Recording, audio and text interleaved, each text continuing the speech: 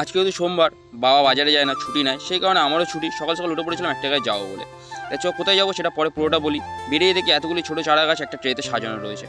তারপরে পৌঁছে গেলাম গোলাপ খেতে। যেহেতু আমাদের এখানে শীতকালে গোলাপ বিখ্যাত, তোমরা যদি তোমাদের গার্লফ্রেন্ড বা বয়ফ্রেন্ডকে দিতে চাও, আমাদের এখান থেকে এসে নিয়ে যেতে পারো।